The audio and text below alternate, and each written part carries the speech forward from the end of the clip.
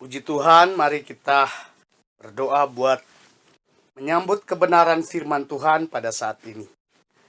Kami bersyukur Tuhan kalau kami boleh menikmati kuasa kasih Tuhan dalam kesehatan kami, dalam kekuatan yang kami dapat. Ini semua karena Tuhan begitu mengasihi kami, sehingga kami ada sebagaimana kami ada. Semua dalam rancangan Tuhan. Dan tiba saatnya Tuhan kami akan mendengarkan firman Tuhan. Untuk menjadi kekuatan, kehidupan, dan semangat dalam kehidupan kami. Karena firman itu adalah dasar dari segala sesuatu. Untuk kami gunakan, pakai, menjalankan kehidupan ini di tengah-tengah dunia ini. Firman-Mu adalah kebenaran yang akan membenarkan kami, menguduskan kami, melayakan kami menjadi anak-anak-Mu. Ajar kami setia mendengarkan firman Tuhan, perintah Tuhan, supaya kami berkenan kepada Tuhan. Terima kasih Tuhan, kami sambut firman-Mu dalam nama Yesus. Haleluya. Amin. Puji Tuhan, saudara yang kekasih di dalam Tuhan, keraguan adalah sebuah kesalahan. Jika itu ada dalam diri kita, keraguan adalah sebuah kesalahan. Nah, saudara yang kekasih di dalam Tuhan, dalam Matius pasal 28 ayat 17, dikatakan ketika melihat dia, mereka menyembahnya, tetapi beberapa orang ragu-ragu. Nah, Matius menuliskan tentang bagaimana banyak orang atau ada orang, khususnya orang percaya, orang Kristen, orang yang sudah tahu firman Tuhan, ternyata masih ada orang yang ragu-ragu dengan Kristus, dengan Yesus. Ini kejadian, ini ketika Yesus mau berpesan untuk pergi memberitakan Injil dan dia akan naik ke surga. Nah, waktu mereka berjumpa dengan Yesus, dan Yesus akan berpesan tentang kebenaran firman Tuhan ini, begitu banyak orang. Dan dikatakan, di dalam begitu banyak orang, ada di antara mereka memiliki hati yang ragu, mau berjumpa dengan Tuhan, dan mau melihat Tuhan Yesus naik ke surga. Nah, itu kejadian pada waktu Yesus mempersiapkan diri murid-muridnya dan berpesan. Dalam ayat-ayat selanjutnya dikatakan, pergilah kamu memberitakan Injil. Nah, saudara-saudara yang kasih di dalam Tuhan, ternyata yang namanya ragu-ragu atau keraguan hari ini melanda manusia. Melanda juga orang percaya. Tapi saya mau bahas dulu arti kata ragu, ya. Dalam kamus besar bahasa Indonesia, kata ragu dikatakan orang yang tidak tetap. Nah, orang yang memiliki keraguan dikatakan orang yang tidak tetap. Itu dalam kamus besar bahasa Indonesia. Dalam mengambil keputusan. Jadi orang yang tidak tetap dalam mengambil keputusan. Dan di dalamnya ada kebimbangan. Nah, ini orang yang ragu seperti ini. Dia sulit mengambil keputusan. Dia sulit menetapkan keputusan. Karena apa? Di dalamnya ada kebimbangan. Itu menurut kamus besar bahasa Indonesia. Saudara-saudara yang kekasih di dalam Tuhan, ini terkadang manusia tidak bisa hindari namanya keraguan itu. Itu disebabkan karena memang segala pertimbangan yang mungkin sudah dipikirkan atau rancangan yang sudah dipikirkan, dia ragu itu sukses Dia ragu itu berhasil. Dia ragu itu mendatangkan keuntungan. Nah, mengakibatkan ya keputusan itu bisa saja tidak dapat dijalankan. Nah, di dalam iman Kristen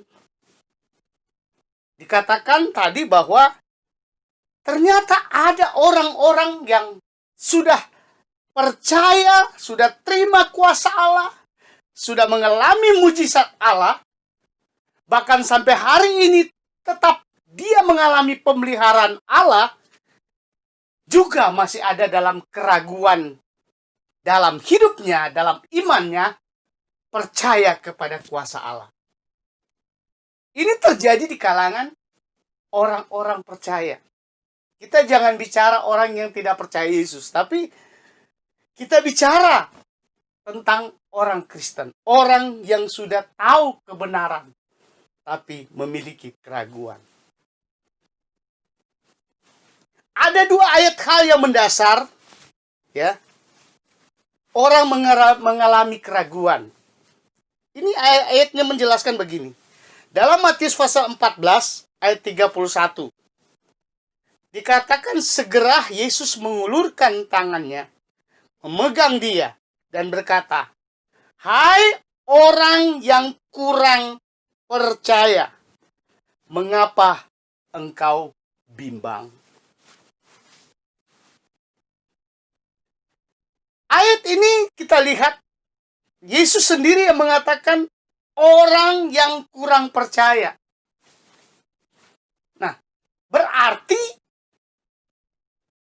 Yesus tujukan ini kepada orang yang sudah percaya, sudah mengalami Tuhan, tapi dikatakan kurang. Kurang berarti min, ya, di bawah. Di bawah standar lah, seperti itu. Seharusnya naik, bukan turun. Lalu dikatakan Yesus, "Mengapa engkau bimbang?" Orang yang memang kurang percaya, didasarinya atau dasarnya karena ada kebimbangan. Ini yang mendasar orang yang penuh dengan keraguan-raguan. Ada keraguan dalam kehidupannya. Itu dalam Matius 14 ayat 31. Satu ayat lagi. Dua ayat ini menjelaskan, ya. Yakobus pasal 1 ayat 6. Dikatakan hendaklah ia memintanya dalam iman. Dan sama sekali jangan bimbang. Sebab orang yang bimbang sama dengan gelombang laut yang diombang-ambingkan kian kemari oleh angin. Ayat ini menjelaskan kalau kita mau meminta sesuatu kepada Tuhan, kalau kita berdoa kepada Tuhan, sebagai orang yang sudah percaya, dikatakan jangan sama sekali ada kebimbangan. Dikatakan jangan ada kebimbangan. Karena orang yang bimbang, Yesus gambarkan sama dengan gelombang laut. Saudara pergi ke tepi pantai, lalu melihat laut jauh ke sana. Siang malam 1 kali 24 jam. Dari dunia laut diciptakan sampai hari ini, laut tidak pernah tenang. Laut tidak pernah teduh. Dia bergerak terus. Ada pukulan-pukulan ombak di tepi laut. Bahkan dia memukul batu-batu karang. Bahkan dia bisa menghanyutkan satu kota ketika tsunami datang. Memakan banyak korban. Nah, saudara yang kasih di dalam Tuhan, itulah sifat laut. Nah, kalau dari dua gambaran ayat ini ada dalam diri kita, kurang percaya, lalu dalam kebimbangan, Alkitab sudah menjelaskan, tidak mungkin dia mendapatkan apa-apa dalam doa. Nggak mungkin dia mendapatkan jawaban dalam doa. Karena apa? Berdoa, menyembah, percaya, tapi dalam kebimbangan. Ini yang harusnya tidak boleh ada dalam kekristenan kita sebagai orang yang percaya. Dikatakan banyak orang, tapi ada di antaranya penuh dengan keraguan-raguan. Tidak sedikit di gereja pun sama. Ketika berkumpul lebih dari 10 orang, ada yang benar-benar sungguh-sungguh beriman, berpegang teguh kepada Kristus, berpegang teguh kepada kebenaran firman Tuhan. Tapi ada di antaranya jemaat pun penuh dengan keraguan-raguan ketika mendengarkan firman Tuhan. Bertanya dalam hatinya, apa iya? Apa bisa terjadi? Ini orang-orang yang penuh dengan keraguan-raguan. Makanya Alkitab mengatakan kita harus mengamenkan, kita harus mengiyakan, kita harus mengatakan benar Tuhan. Apa yang menjadi perintahmu, apa yang menjadi tuntunanmu, kami pasti berhasil. Kami pasti diberkati. Kami pasti dilindungi. Kami diberi kesehatan. Seharusnya ada inilah yang ada di dalam diri setiap orang yang percaya ketika mendengarkan firman Tuhan. Tapi ada aja orang, ya mungkin datang ke gereja hanya sekedar show saja, hanya sekedar menunjukkan bahwa saya memakai baju bagus, membawa kendaraan bagus. Ada aja orang seperti itu. Padahal bukan itu yang Tuhan inginkan. Mungkin kita hanya datang dengan sendal jepit ke gereja. Mungkin kita hanya datang dengan kesederhanaan. Tapi kalau ada ketaatan, ada kesungguhan, tidak ada kebimbangan, tidak ada keraguan dalam hatinya, datang mendengarkan firman Tuhan, itu yang lebih baik, yang diinginkan Tuhan. Itu yang lebih indah di mata Tuhan, dan akan diindahkan oleh Tuhan. Saudara yang kasih dalam Tuhan, kalau kita memiliki keraguan, kalau kita memiliki kebimbangan, tindakan apa untuk membuang, mengatasi keraguan dan kebimbangan itu dalam hidup kita? Ternyata, saya baca sebuah buku, orang yang punya keraguan dan kebimbangan, ternyata itu ada dalam jiwanya. Berdampak kepada tubuh fisiknya, termasuk kepada rohnya. Tindakan apa? Tuhan pernah bilang kepada Yosua begini. Dalam Ulangan pasal 31.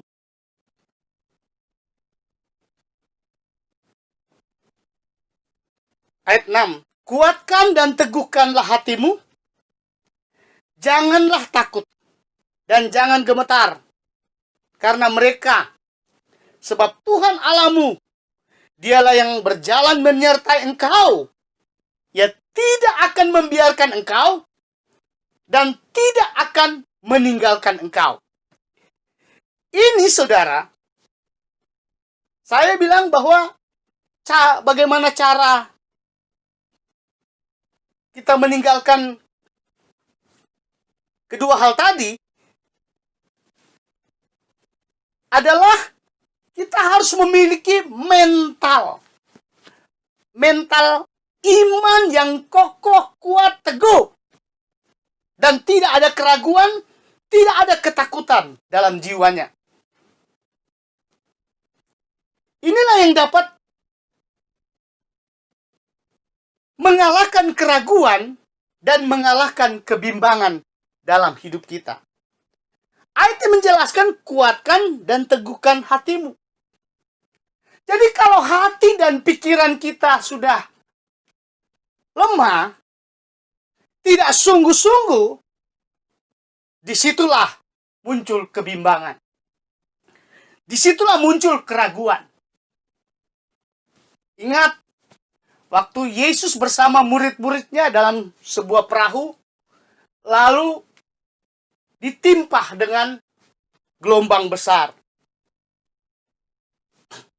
Yesus mengatakan, kenapa kamu kurang percaya? Padahal Yesus ada di tengah-tengah mereka.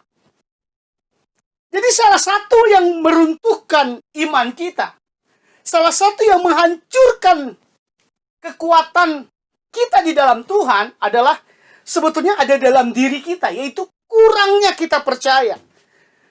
Ayat ini menjelaskan dalam Ulangan pasal 31 ayat 6, kuatkan dan teguhkanlah hatimu.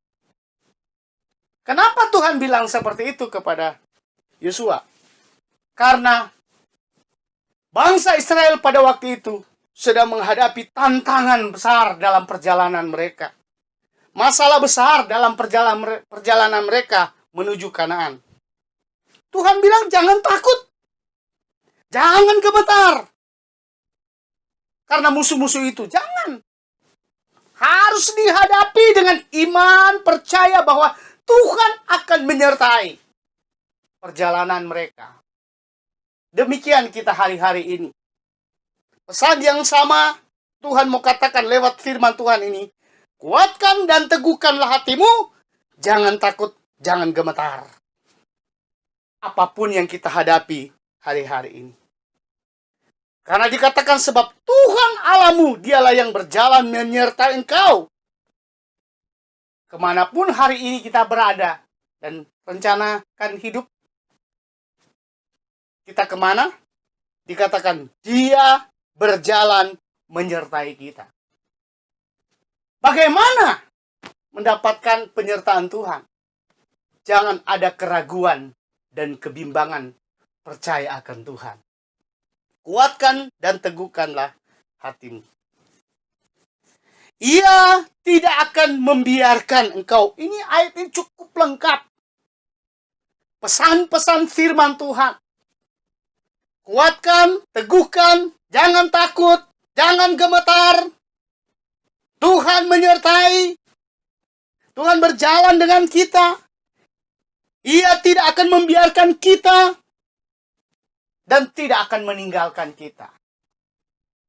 Cukup komplit ayat ini menjadi sebuah pesan kepada kita sebagai orang percaya. Jangan kita takut. Jangan ada keraguan. Jangan ada kebimbangan. Dalam Amsal pasal 3 ayat 5. Amsal 3 ayat 5. Percayalah kepada Tuhan dengan segenap hatimu dan jangan bersandar kepada pengertianmu sendiri. Nah, lebih sederhananya lagi begini. Jangan mengandalkan kekuatanmu. Jangan mengandalkan kepintaranmu. Mari andalkan Tuhan untuk menjalankan hidup ini.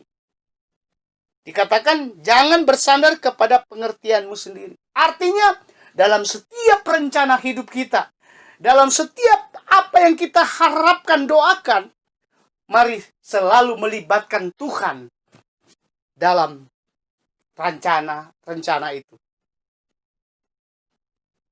Supaya kita akan melihat pertolongan itu terjadi. Saudara, kalau orang yang punya keraguan dan bimbang, pasti ya, namanya keraguan dan kebimbangan, pasti ada hal-hal yang menekan hidupnya. Dalam keraguan, dalam kebimbangan. Yohanes 14 ayat 1 menjelaskan di sana. Inilah yang akan mengikuti orang-orang yang bimbang dan ragu. Yohanes 14 ayat 1, janganlah gelisah hatimu. Percaya kepada Allah, percaya juga kepadaku. Ada kegelisahan yang akan menyertai orang yang bimbang dan orang yang ragu. Tapi ayat ini juga menjelaskan, mari percayalah terus kepada Allah. Percaya terus kepada Kristus. Karena dia akan mengubah keadaan kita dari keraguan, dari kebimbangan, datang kepada kekuatan yang besar, kemenangan yang besar. Itu akan terjadi kalau kita tidak bimbang dan tidak ragu. Asal kita percaya kepada Kristus, kepada Allah. Orang yang tidak ragu, tidak bimbang, dengan penuh keyakinan, dengan penuh iman dan sungguh kepada Tuhan, Tuhan janjikan sebuah berkat. Tuhan janjikan sebuah pertolongan. Tuhan janjikan sebuah penyertaan. Tuhan janjikan sebuah perlindungan. Tuhan janjikan sebuah kesehatan. Tuhan janjikan sebuah keberuntungan dalam hidup pribadi, rumah tangga, bahkan dalam pekerjaan. Yeremia pasal 17 ayat 7. Diberkatilah orang yang mengandalkan Tuhan, yang menaruh harapnya kepada Tuhan. Ini janji Tuhan. Jadi buang semua keraguan, buang semua kebimbangan. Jangan tinggalkan itu dalam diri kita. Jangan ada dalam kehidupan keluarga kita. Jangan ada dalam kehidupan bisnis, usaha pekerjaan kita. Jangan. Tapi mari andalkan Tuhan, supaya di situ kita melihat janji Tuhan terjadi dalam kehidupan kita. Sekali lagi, diberkatilah orang yang mengandalkan Tuhan, yang menaruh harapnya pada Tuhan. Percayalah bahwa kehadiran Kristus dalam hidup kita sepanjang hari, setiap waktu, itu akan memberikan berkat kekekalan dalam hidup kita. Berkat yang ajaib dan luar biasa. Tuhan memberkati kita semua. Mari kita berdoa. Terima kasih Bapa, kami bersyukur karena Tuhan Yesus begitu mengasihi kami, mencintai kami. Lewat kebenaran firman Tuhan ini biar menjadi suatu landasan, dasar hidup kami mengiring akan Tuhan. Tetap di dalam Tuhan. Karena kami yakin ketika kami percaya dan melakukan kebenaran firman Tuhan, kami akan mendapatkan sebuah janji yang ajaib. Terima kasih Bapak. Kami berdoa bagi para pendengar renungan ini, biar Tuhan berkatilah mereka, pelihara, jaga, lindungi dengan kasih karunia-Mu Bapa. Terima kasih Tuhan. Kami berdoa buat jemaat GPKD Eklesia. Sertailah terus hidup mereka, jaga, berkati dalam segala usaha pekerjaan mereka. Tuhan berkati, supaya di dalamnya nama Tuhan dipermuliakan. Segala sakit penyakit Tuhan sembuhkan. Segala kesusahan Tuhan patahkan, hancurkan dengan kuasa-Mu Bapa, supaya umat-umat-Mu dan yang mendengarkan renungan ini boleh mendapatkan kebebasan dari Tuhan dan mengalami kemenangan dari Tuhan. Terima kasih Bapa. Kami percaya Tuhan akan menyertai kami hari ini, besok, bahkan sampai selama-lamanya. Dalam nama Yesus kami sudah berdoa dan mengucap syukur. Haleluya, haleluya. Amin, puji Tuhan. Tuhan Yesus memberkati kita semua.